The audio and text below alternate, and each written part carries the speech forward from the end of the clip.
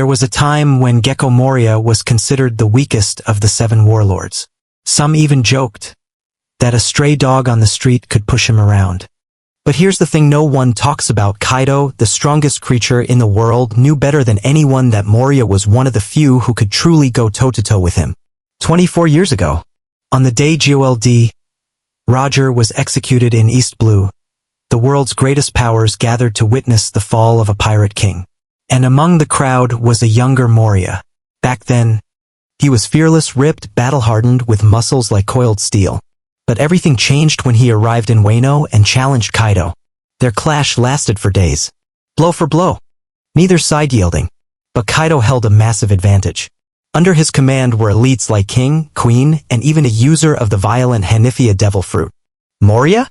He stood alone, the only powerhouse on his side. On top of that, Kaido had home field advantage.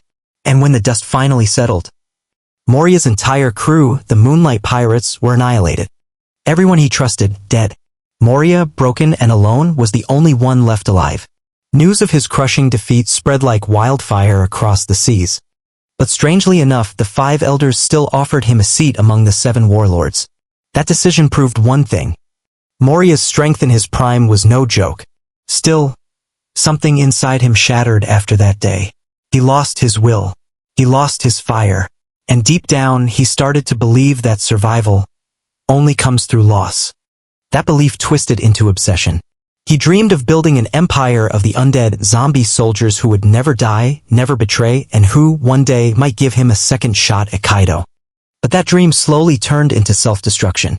From a muscle-bound warrior, Moria morphed into a lonely, overweight recluse. His strength faded. His reflexes dulled. His confidence turned into arrogance. He was defeated by the Straw Hat Pirates, crushed by Jinbei during the Marineford War, and nearly killed by Doflamingo.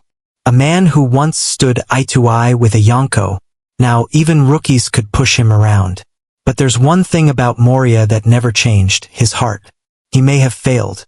He may have misjudged. But he never betrayed anyone. Moria was a captain worth respecting.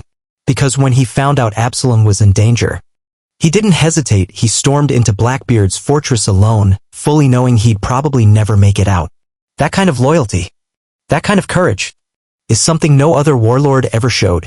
And here's the twist. Blackbeard, a man infamous for his cruelty and merciless tactics, didn't get angry when Moria disrupted his territory. Instead, he invited Moria aboard his ship. Keep in mind, Blackbeard only recruits the strong. The fact that he valued Moria that much proves something. Even after 2 decades of decline, Gekko Moria was still a man of power, respect, and terrifying potential. His physical skills may have deteriorated, but when it comes to mastering and manipulating the powers of the Shadow fruit, Moria remains a genius.